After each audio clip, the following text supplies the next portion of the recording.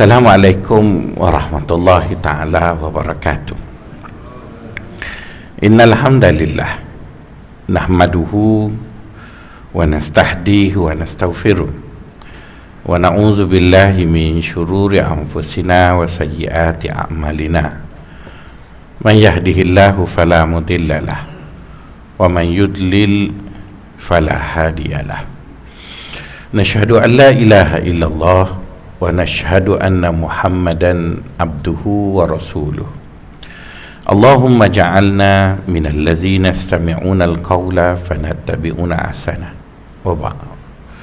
Tuan-tuan, puan-puan, sahabat-sahabat yang dikasihi sekalian, pagi ni saya rasa nak berhenti awal sebab saya ada bengkel di Kuala Lumpur. Tiba-tiba Tuan Haji Sofian kata minta berhenti awal. Jadi saya tak minta berhenti awal lah, ikut Haji Sofian minta saya lah, minta. Ada mesyuarat, betul kan? Jadi bicara kita pada pagi ini masih lagi berlegar tentang An-Nur, iaitu cahaya. Sebelum saya sebut ataupun baca hikmah yang berkaitan pada pagi ini, saya berkali-kali ada sebut dalam kuliah saya pada sahabat-sahabat semua bahawa apapun perkara itu, apabila dia telah masuk ke dalam lingkungan dunia, maka perkara tersebut akan berubah berkait ataupun akan berubah memenuhi ciri-ciri zon dunia tadi. Mungkin asalnya perkara itu adalah mutlak, tapi apabila telah masuk ke zon dunia, maka perkara itu akan di downgrade, akan dibuat penyesuaian dengan dunia. Saya sebut satu contoh lah, supaya mudah kita faham dan kita terus pergi kepada bicara kita. Kita semua selalu dengar ustaz-ustaz yang mengajar kisah Nabi ataupun yang mengajar tafsir Al-Quran menceritakan tentang satu makanan yang diminta oleh Bani Israel kepada Musa dan menuntut agar Musa meminta makanan tersebut daripada Allah. Iaitu bila Bani Israel dijanjikan negara Israel di Palestin, jadi Nabi Musa pun bawalah Bani Israel sampai ke Sinai dengan belah lautnya dan sebagainya. Jadi sesampainya di Sinai, mereka lapar. Jadi mereka berharap sepanjang penghijrahan itu mereka mendapat layanan special. Sedangkan syarat nak dapat negara itu mereka harus berjuang. Jadi mereka demand Musa untuk Musa bagi mereka makanan syurga, iaitu manna wassalwa. Jadi kita semua tahu manna wassalwa itu makanan syurga. Jadi sepatutnya makanan syurga itu memenuhi piawai syurga. Dia adalah makanan yang sedapnya tak habis-habis. Ialah seperti yang kita tahu mengenai apa yang Allah janjikan kepada kita di syurga nanti. Jadi Musa agak keberatan untuk meminta dengan Allah suatu permintaan yang hampir mustahil. Macam mana membawa suatu perkara di alam lain ke alam dunia. Tapi oleh kerana kaumnya mendesaknya untuk dia minta, akhirnya Musa minta dengan Allah, dan Allah pun melayan permintaan Bani Israel. Maka diberilah kepada mereka manna wassalwa.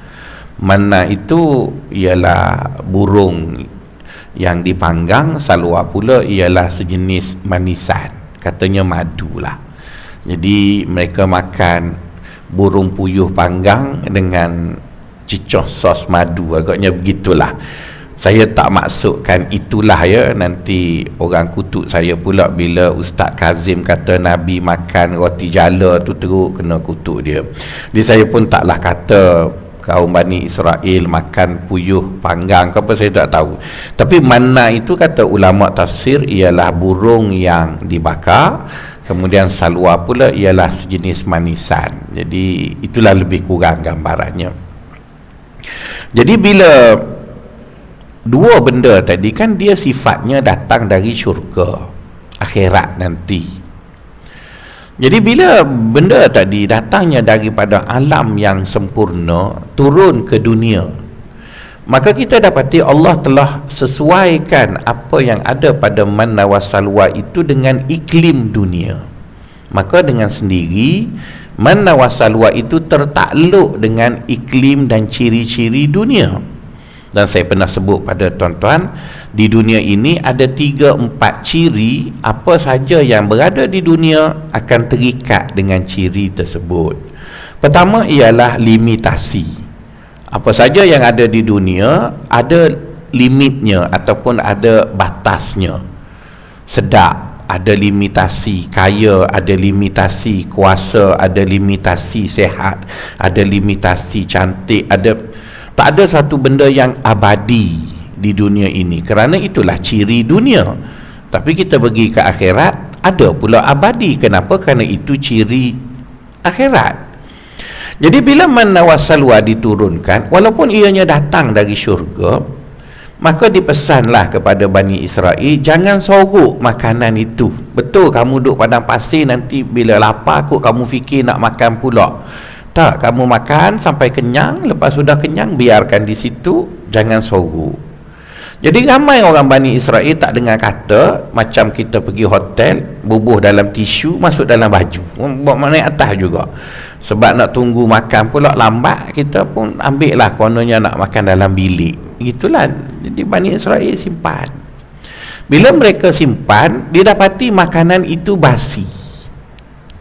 Jadi basi itu tuan-tuan, dia ciri dunia. Kenapa basi itu ciri dunia? Sebab di dunia ini dalam udaranya ada organisma hidup, ada macam-macam lah yang akan. Tapi di akhirat itu tak perlu begitu. Jadi oleh kerana makanan itu sudah downgrade daripada syurga menjadi penyesuaian dengan dunia, maka makanan itu telah memenuhi dua ciri dunia, satu basi, satu lagi jemu. Bani Israel makan, lepas tu dia kata tak nak sebab jemu.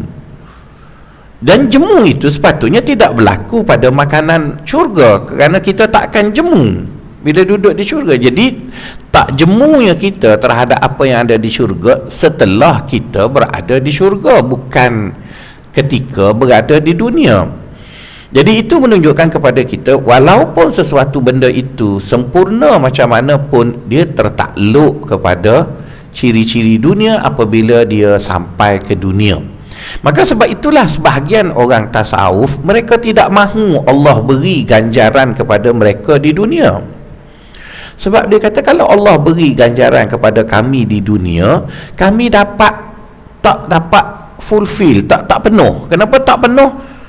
Walaupun Allah beri banyak, tetapi banyak itu masih terikat dengan dunia. Jadi sebahagian orang tasawuf kata, apa yang kami buat taat padamu ya Allah, kamu simpan je lah dekat akhirat. Dekat dunia ni kami lalu je lah. Kalau susah pun bukannya kekal sangat pun. Kalau apa pun, kerana itu ciri dunia. Itu faham sebahagian daripada orang tasawuf begitu. Jadi apa yang saya nak tegaskan pada sahabat-sahabat, itu punya point sahabat-sahabat kena ingat. Dan sekarang kita bercakap tentang nur. Okey, nur yang kita sudah sebut pada 2 kuliah yang lepas, bahawa ianya datang dari Allah. Dan nur itu datang dari Allah. Maka pastinya lah sesuatu yang datang dari Allah itu sifatnya mutlak, seperti Allah lah. Sebab itunya adalah Allah yang datang, maka datangnya sepatutnya bersifat mutlak, tidak bersifat makhluk tadi.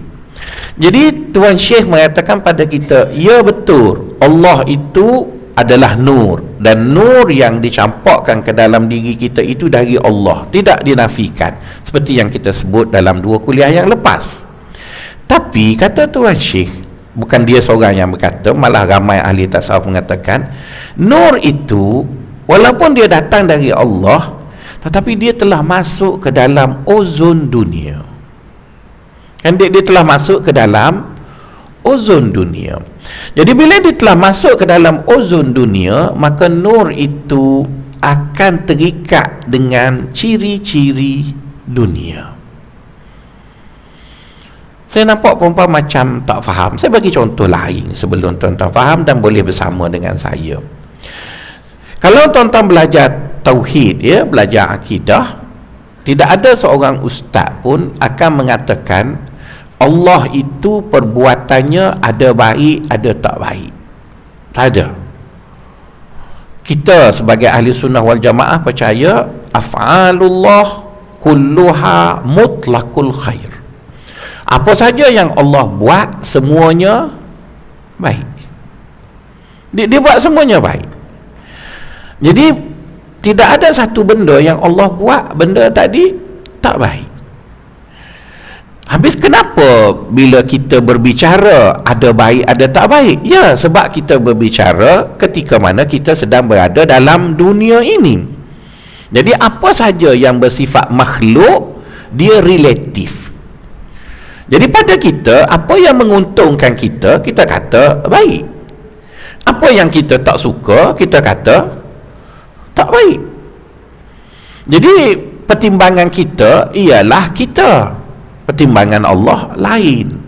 Jadi Allah itu selagi mana perbuatannya tadi berada pada dia, maka dia baiklah. Bila turun je ke dunia, maka perbuatannya yang mutlaqul khair tadi sudah ditanggapi dengan dua tanggapan. Orang yang suka dengan perbuatan itu, dia kata baik, dan sebenarnya pun dia memang baik pun. Orang yang tak suka dengan perkara itu, dia kata tak baik, sebenarnya baik juga. Saya bagi satu contoh, ya. Hujan, tuan-tuan. Hujan itu bila Allah cipta dia, tak ada pun tak baik pada hujan. Allah buat hujan itu baik, dan Allah sebut dalam Quran banyak dalil-dalil yang menunjukkan hujan yang turun itu baik. Tapi bagi saya yang rumahnya crack, bocor, bila hujan turun saya tak suka. Sebab siling kapur saya merekah, jatuh macam rumah kena tinggal lama dekat Hungary, Dracula pun ada. Jadi sebab tu bila tuan nak pergi rumah saya tak berapa suka. Sebab rumah tak habis lagi tampal dia punya crack dekat apa panggil slab yang saya buat tu. Kononnya nak suruh cantik buat slab, kena korang yang buat slab tu tipu saya, crack sana sini, lepas tu banyak. Jadi saya tak sukalah dengan hujan. Bila tak ada hujan, saya lebih gembira. Tapi bagi kontraktor yang repair rumah, alhamdulillah boleh projek. Jadi Allah itu, dia Tuhan juga dekat kontraktor tu, dan dia juga Tuhan untuk guru tasawuf ni. Jadi boleh tak saya kata hujan tu tak baik? Tak boleh. Allah buat benda tu baik. Cuma bila saya tak suka, saya kata tak baik lah. Tapi kontraktor yang dapat projek tu, kalau boleh biarlah semua rumah crack, boleh dapat projek musim PKP tu. Jadi bermaksud dia juga baik, dia juga makhluk Allah. Jadi sekarang baik di sana sudah tidak lagi sifatnya ilahi, sifatnya manusiawi yang nisbi tadi. Dah hamba tak suka begitu. Memang misalnya kita tengok, kita yang tak ada apa-apa jawatan, tak ada apa-apa allowance ni, kita rasa malang kita sebab tak ada benda tu. Ada orang jadi raja, lari dari raja, tak nak jadi raja sebab dia kata payah, nak pakai jubah pun tak boleh, kena pakai baju kancing kat atas duduk gitu je, jadi wallpaper je manjang. Jadi ada orang yang dah dapat pun nak lari, kita tak ada ni duk tunggu-tunggu sebab kita nak je. Jadi bermaksud tuan-tuan, untuk memudahkan kita faham, Allah itu dibuat semua baik. Kita percaya gitulah, tak tahu takut tuan-tuan kata tak, Allah ada buat hak baik, ada buat. Saya faham Allah tu buat semua baik. Bila sampai dekat kita, dia jadi baik ataupun tak baik berasaskan tadi. Jadi samalah juga bila Allah beri nur kepada seseorang. Orang sufi nak peringatkan kita, nur itu datang dari Allah, betul. Tapi bila dia masuk dalam ozon dunia, nur itu ada kesan-kesan tak baik. Dia bukan tak baik, bersamanya tadi ada kesan kesan tak baik. Jadi pagi ni Tuan Syekh cuba nak mengingatkan kita, walaupun nur itu datang dari Allah dan baik, kamu jangan lupa bahawa bersama nur itu ada kesan tak baik. Jadi mungkin tuan-tuan kata, takkanlah tak baik, itu kan datang dari Allah. Ya, yang datang dari Allah tu baik, tapi bila berada pada diri kamu, dia ada kesan tak baik. Tuan-tuan, saya agak apa panggil, kecewa lah sedikit, tapi tak adalah teruk sangat kecewanya apabila kita ataupun tuan-tuan asyik menekankan kepada halalan apabila cari makanan. Kan bila tuan-tuan nak makan, tuan-tuan cari makanan halal. Betul, tuan-tuan tak buat apa salah pun, tapi tuan-tuan lupa bahawa apa saja yang ada di dunia, dia mesti berpasang. Mesti berpasang. Jadi bila tuan-tuan makan, tuan-tuan hanya cari halal, tak kena lah tu. Sebab mana pasangnya sah lagi? Mana gu dia? Gu dia duduk mana? Agama suruh cari halalan, tak, agama suruh gu. Ada dua. Apa benda? Tayyiban. Dia tak sebut halal je, dia sebut halalan, tayyiban. Jadi bila kita hanya cari halal tapi tak cari tayyiban, macam ustaz ni lah. Ustaz tu kan ceramah ni, dia makan makanan halal tapi makan gula banyak, tu yang tembam tu. Jadi tembam tu dia tak tayyiban tu. Itulah kesan buruk. Saya tak makan yang haram, tuan-tuan. Saya tak makan babi, cuma saya makan nasi dan minum air sirap. Gemuk tu halal, tuan-tuan. Jadi jangan kata, oh saya makan makanan halal, sehat lah. Tak semestinya awak makan makanan sehat, makanan halal awak akan sehat. Sebab apa? Sebab Allah sebut halalan tayyiban lah. Jadi kenapa disebut dua begitu? Sebab kita duduk di dunia lah. Tapi bila kita duduk di akhirat, dia tak sebut dah tayyibannya, dia suruh rembak je. Sebab tak ada hospital. Mana ada orang kecil manis kat syurga? Dia tak ada kecil manis, dia tak ada orang darah tinggi kena hemodialisis buah pinggang. Mana ada rembak makan. Sebab tu dia bagi arak dengan sungai, dia tak bagi dengan jak tu kecil lagi, dengan sungai tu. Saya dok okay lah, berasa bengong sangat, terjun telan, tak ada mati apa. Tapi tu syurga lah. Dekat dunia ini mesti halal, iaitu ianya baik dan boleh dimakan, tapi tayyiban. Jadi pada hari ini tuan-tuan, kita tekan sangat industri halal, baguslah. Mana industri tayyibannya? Kita seolah-olah mengatakan makanan itu halal, akhirnya orang kita lah yang paling ramai gemuk. Malah boleh dikatakan makin kerap mari masjid, makin gemuk lah orang tu. Jadi pemasjid mengajar orang untuk makan yang halal, tapi tak ajar orang untuk makan yang baik. Jangan kita tengok jubah orang kita ni saiz S, yang kita jumpanya double XL. Kalau ustaz yang ceramah ni triple XL. Jadi ustaz bukan contoh yang baik untuk memahami konsep halalan tayyiban. Jadi sebab itu bila selalu saya cakap dekat tuan-tuan, apa saja yang ada dalam dunia ini dia mesti berpasang. Jadi bila tuan-tuan tengok orang tu bercakap satu-satu je, tuan-tuan kena tanya saya. Kalau tuan-tuan ada telefon saya, kalau tak ada telefon saya, tuan-tuan fikir mana dia punya pasang duk mana selagi duk mana satu lagi. Jadi pagi ni Tuan Syekh kata samalah juga. Apabila kita kerap didatangi nur oleh Allah, Allah bagi kita cahaya tadi dengan sebab kita berzikir, kita beribadat, kita solat, kita bersihkan diri kita. Ya, itu proses yang kita buat, maka Allah pun campaklah dalam hati kita nur. Jadi kesan daripada nur yang diberi oleh Allah ke dalam hati kita tadi, kita pun dapat wajd, iaitu tenang. Kita akan dapat khasyah, iaitu takut tetapi ingin bersama Allah. Kita akan dapat apa yang disebut dengan tamakninah. Kita dapatlah benda tu. Jadi benda-benda yang kita dapat itu tuan-tuan, dia adalah bersifat manusiawi, reaksi daripada nur tu. Reaksi daripada nur. Jadi bila nur itu dimasukkan ke dalam hati kita, maka tubuh kita cuba menyerap nur tadi. Bila dia serap, maka dia pun beri tindak balas. Jadi bila tubuh kita memberi tindak balas, kita menikmati benda tu. Sedap. Jadi lama-lama otak kita, tubuh kita cuba memaham, bila benda tu mari sedap, bila benda tu mari sedap, bila benda tu mari sedap, bila benda tu mari lama-lama kita terlupa sebenarnya bila benda tu mari untuk ingat Allah, tapi kita duk asyik dengan sedap. Oh, sedap, sedap, sedap. Jadi sebenarnya sedap itu bukan tujuan nur tu datang. Tujuan nur tu datang pada kita ialah untuk bawa kita pada Allah. Tujuannya yang tu tujuannya. Tapi dek kerana reaksi tubuh bila dapat nur tu sedap, lama-lama duduk asyik dengan sedap tu. Sedap, sedap, sedap, sedap. Contoh mudahlah tuan-tuan. Bila kerajaan kita beri beasiswa yang cukup besar pada anak-anak Melayu yang brilian untuk pergi ke luar negara, apa tujuannya? Tujuannya ialah untuk belajar sebanyak mungkin dan latih diri supaya pakar, bawa kepakaran itu balik. Itu yang sepatutnya.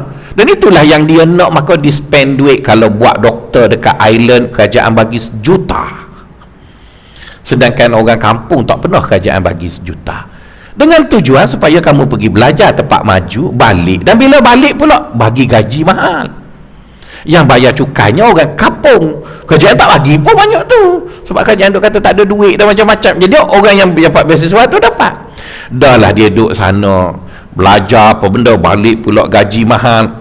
Tapi ada sebahagian orang yang pergi ke England asyik duk mengendak Mak Saleh comel je. Tuan-tuan gelak tu ada lah tu, kawan-kawan tuan-tuan ada duduk sana dulu duduk tu comel. Dia balik UK, dia balik rock, pergi sepatut jadi accountant, balik dia balik rock. Betul, dia cerita lah, oh sana Maggi pula, mana ada Maggi sana, roti sedap Mak Saleh, hidung mancung lah, putih, mata biru. Kita pun tanya dia, pergi ngaji kau hidup mengendak Mak Saleh kata lah. Saya tak kata tuan-tuan lah, sebab tuan-tuan orang baik, sebab tu balik sampai pencing ketua pengarah tu, baguslah. Ada kok balik tolu-tolu, ada juga tuan-tuan. Jadi yang pergi itu tujuannya asalnya baik, pergi siapa hetero turun kapal terbang, tapi dia asyik duduk main salji, duduk naik caravan, duduk pusing Europe, duduk makan anggur lah sekali. Balik-balik diploma pun tak ada tuan-tuan. Lepas tu buatlah diploma online, balik adalah juga. Lepas tu dah boleh cakap Inggeris, nampak macam cerdik, padahal bodoh tak habis lagi. Ada orang macam tu lah. Jadi ada yang pergi betul tu, balik-balik nikah dengan Jawa kapong, tak nikah dengan Mak Saleh sebab tak sempat nak ngorak minum Mak Saleh, baca buku, belajar. Yang tu betul lah. Jadi berbaloi lah dia dapat beasiswa, dia dapat apa, dia balik, dia bina negara, buka konsultan, bebak. Yang tu betul lah tu. Yang hok duk ralik, orang Kelantan panggil ralik. Dan bukan pergi England saja, pergi Mesir pun ada gitu tuan-tuan. Pergi Mekah, minta maaf lah buka rahsia sikit. Kan kita dalam belajar ni agama ni, Imam Syafi'i ada satu syair, dia kata ada beberapa ciri orang yang belajar ilmu ni baik, antaranya panjang tempoh masa. Jadi seolah-olah belajar agama ni makin panjang tempoh masa, makin baiklah orang tu. Ingat masa saya ngaji Mekah, ramai kawan-kawan saya tak pergi kelas, sebab kelas tak wajib ngaji di Masjidil Haram, dia tidur di rumah. Supaya tidur tu sedap, dia bining lagi sedap, peluk bining. Kat Mekah ni sedap tidur tuan-tuan. Jadi dia tidur bining bawa anak je lah Mekah. Dia duduk Mekah 20 tahun, dia balik, dia kata hamba lama duduk Mekah 20 tahun, tapi dia cakap dengan tuan-tuan lah, tuan-tuan kata oh alim, padahal dia tidur ya, tuan-tuan sana dia tidur ya. Jadi tuan-tuan janganlah kata semua ustaz macam tu. Sama lah seperti mana pergi England pun ada juga yang herok petok tu, pergi Mesir pun ada juga yang herok pergi. Jadi ada segelintir manusia, bila dia diberi satu benda, dia tidak buat seperti yang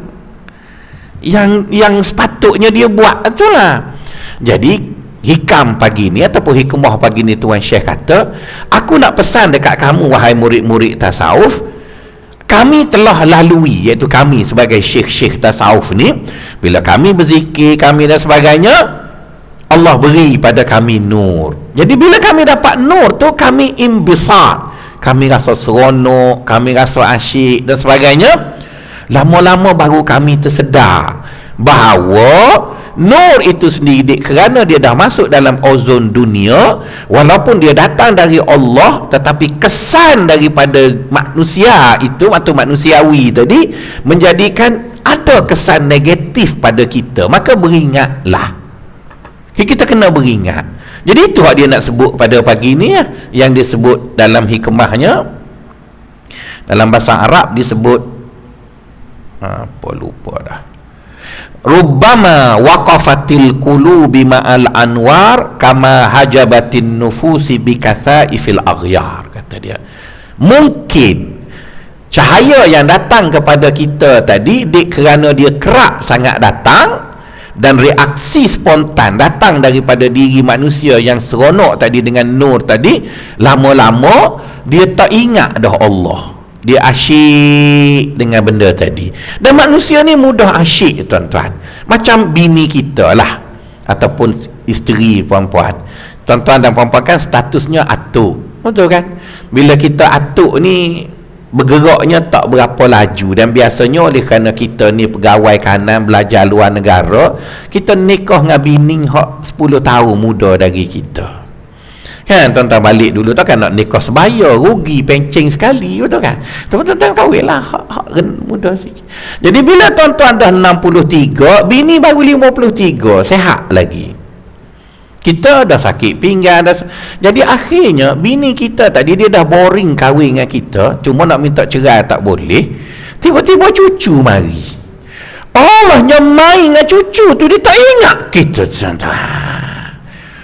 Cucu berak dia pergi basuh, cucu tu dia pergi mandi, kita tak pernah mandi. Dulu je mula-mula kahwin dulu pernah lah celup kaki kita dengan air panas dengan pucuk buah pokok jambu tu. Ambo ingat merasalah sekali bini buat, lepas tu tak buat-buat dah sekarang. Maksudnya kita atuk ni, aduh, cemburu kita dengan cucu. Berasa nak cobek-cobek telinga cucu tu. Bapa nenek mengeduk layannya, nyo layan. Hak lagi sedih, selama ni tidur dengan kita, cucu mari tidur dengan cucu. Jadi cucu tu bagus, cucu dia. Tapi kerana dia asyik, mu tinggal aku. Apa perasaan atuk bila nenek buat begitu? Dan saya jumpa ada sebahagian nenek dah malu nak panggil nama atuk Ling ke Habi ke B ke Milo, My Sweet, malu dah dia panggil tok dia tu, nama pun panggil gitu. Tuan-tuan gelak tu, tuan-tuan pun kenal lah tu kan. Jadi apa maksud?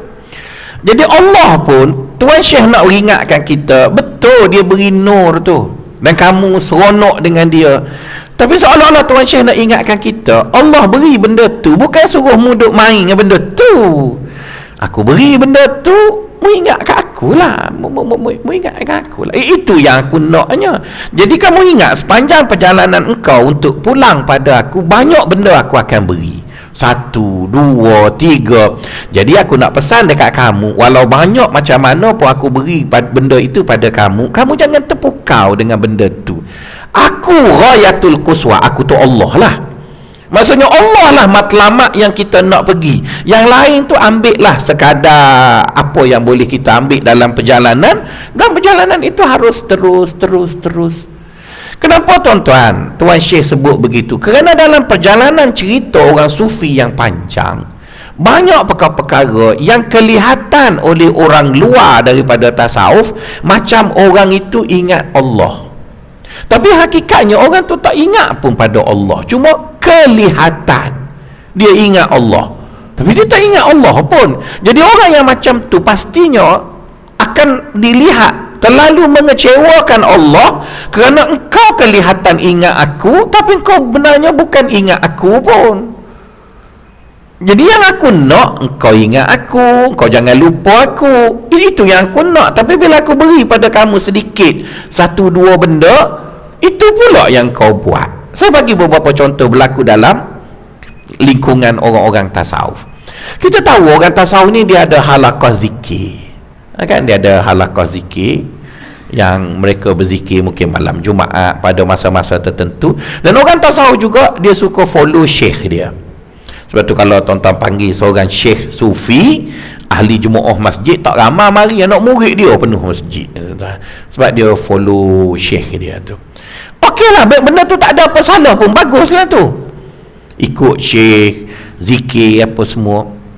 Tapi tuan-tuan, apabila syekh tadi mempunyai keistimewaan tertentu dan orang yang ikut syekh tadi mereka mempunyai kesucian yang tertentu, maka akhirnya bila mereka berzikir sesekali, bukan sokmo ya, sesekali, saya ulang sekali lagi, TV tengok, sesekali kan, sesekali, bukan selalu sesekali, maka hal ataupun mereka punya zauk zikir tadi, mereka semua terasa semacam Nabi hadir. Nabi tak hadir pun, Nabi duduk di kubur dia tu lah. Mereka merasai roh, mereka rasa seolah-olah Nabi hadir. Jadi bila mereka rasa Nabi hadir, jadi mereka rasa seronok lah kan, berzikir Nabi hadir. Mereka seronok lah, betul lah. Tapi perlu kita ingat, dalam kaedah tasawuf kata benda seperti itu dia tidak kerap berlaku. Kita sebut 2-3 kali dah sebelum pada ni.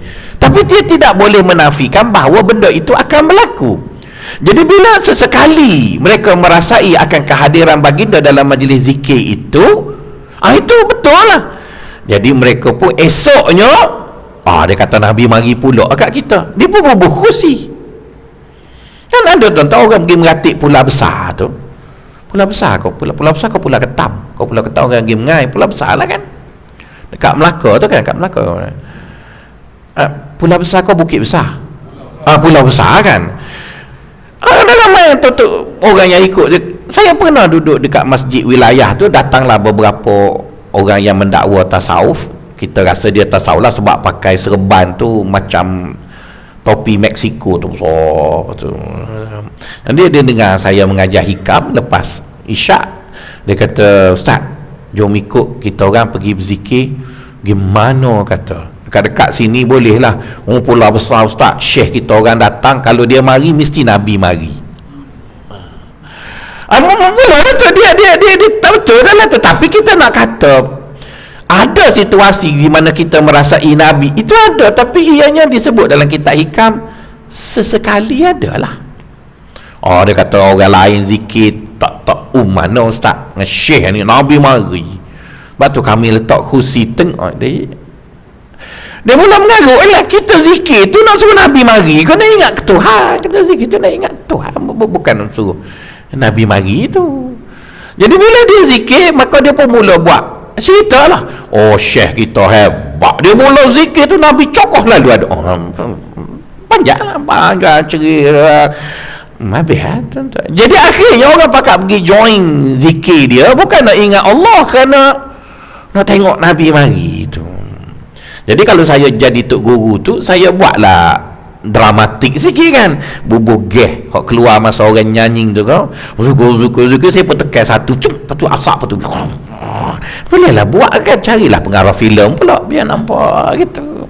Jadi bermaksud tuan-tuan, akhirnya kita pun tanya, awak nak ingat Allah ke awak nak gapo? Kenapa awak nak ingat Allah ke awak nak apa? Jadi asalnya baguslah asalnya, tapi dah lama tu dia jadi begitulah. Contohnya juga kan, contohnya lah, macam mana nak cakap dekat tuan-tuan, kemenjadian ruqyah kan. Ruqyah tu kita percaya bahawa dalam agama kita ni ada ruqyah, maksudnya kita baca ayat Quran bila ada orang sakit, itu tidak dinafikan, ada dalil banyak yang kita lihat. Jadi kemenjadian ruqyah itu terhadap seseorang yang sakit itu tak boleh dinafikan, tapi tidak ada seorang boleh jamin bila dia ruqyah mesti jadi. Ada Allah nak beri, adalah Allah tak nak beri, maka tak adalah nak kata macam mana. Jadi sekarang itu menunjukkan bahawa berdoa dan melakukan sesuatu ritual untuk minta Allah mengubati sakit orang-orang tadi ataupun siapa-siapa, itu ada sabit dalam agama. Tapi tak ada pernah pun orang buka klinik, melainkan lately ni je. Akhir-akhir ni dah ada ustaz buka klinik isi borang. bayar dulu, macam kita pergi klinik ambil Panadol ataupun paracetamol, dia bagi, dia pun ruqyah. Tuan-tuan, makbulnya doa seseorang bukan berlaku setiap masa. Oh, kalau makbul doa orang tak di Allah terima setiap masa, baik hamba jual doa hamba kepada parti-parti yang bertanding di pilihan raya kecil Sabah, betul kan? Mesti Syafi'i Abdal tawarkan beberapa bayaran tertentu lah, bla bla bla lah, Bong Mukhtar akan bayar hak lain pula, betul kan? Tapi tak ada boleh jual. Kenapa tak boleh jual? Sebab kita tak tahu mana yang menjadi, mana Tuhan kan kita belajar dalam konsep doa begitu kan. Kita berdoa pada Allah, jika penuhi syarat, ada doa yang Allah akan tangguh di akhirat, ada doa yang Allah beri seperti mana yang kita minta, ada doa Allah Ta'ala tukar. Itulah yang faham kita terhadap doa yang betulnya, yang kita ikut kaedah. Jadi samalah juga bila kita sakit, kita jumpa ustaz, tolong ruqyah saya sikit. Jadi ustaz tu tak boleh over confident. Awak sini bayar berapa? 300, panjang ke dong. Ada pernah satu kali, ini berlaku kat saya sungguh, tuan-tuan.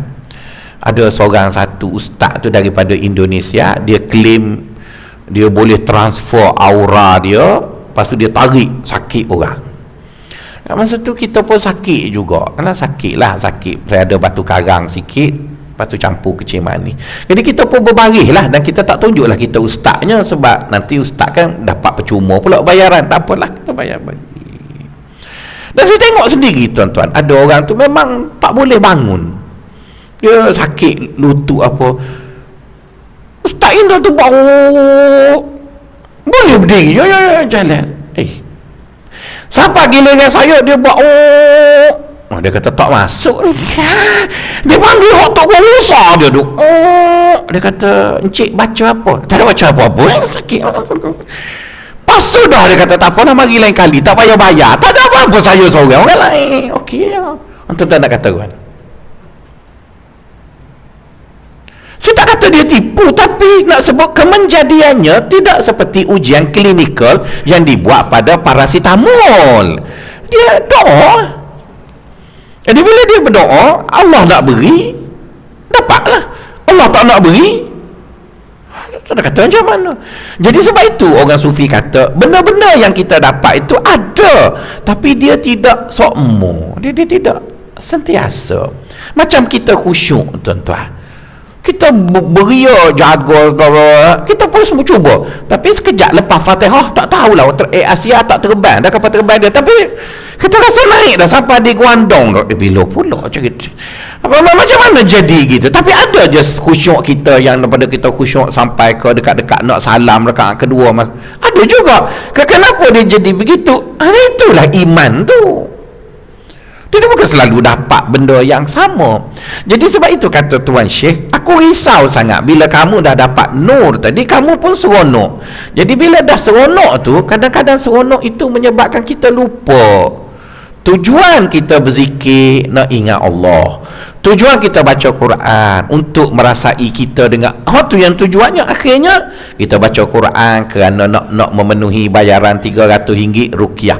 Dia kalau dah jadi gitu, larilah. Jadi itu yang dia kata, nur itu datang dari Allah, bagus sangat dan bertuah sangat jika orang tu dapat. Cuma dia kata kamu harus beringat, walaupun nur itu baik, tapi kesan tak baik itu berlaku pada diri seseorang bukan sebab nur itu, sebab manusia itu tadi. Apabila dia dapat sesuatu yang dia suka, lama-lama dia asyik dengan yang dia suka tadilah. Macam isteri kita lah, bila cucu anak tak ada, dia duk peluk kita sebab dia sayang kita. Sebenarnya bukan sayang kita, dia sayang diri dia. Daripada dia duduk seorang tu, baik ada kita. Tapi bila mari cucu, dia pun tinggal kita sebab ada yang lebih wangi, iaitu cucu daripada kita. Dia apa cara ke cucu lah. Jadi akhirnya kita nak baca kopi, kena baca sendiri. Saya bersedialah situasi seperti itu, tapi tuan-tuan sedang mengalaminya. Jadi kita lah gitu. Jadi dia bermaksud dia tidak salah siapa-siapa, dia salah manusia tadi. Bila dia jumpa benda yang dia seronok, dia pun duduk asyik dengan benda tu. Jadi orang yang memberi itu sebenarnya ialah dia beri adalah untuk ingat dia, Tujuan dia beri. Tapi orang yang dapat tadi, dia selalu begitu. Misalnya Allah Ta'ala, tuan-tuan, kenapa dia namakan diri dia Razzaq, Tuhan yang suka beri rezeki kat orang?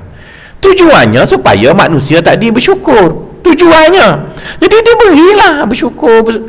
Tapi apa dia sebut? Wa qalilum min ibadiyas syakur.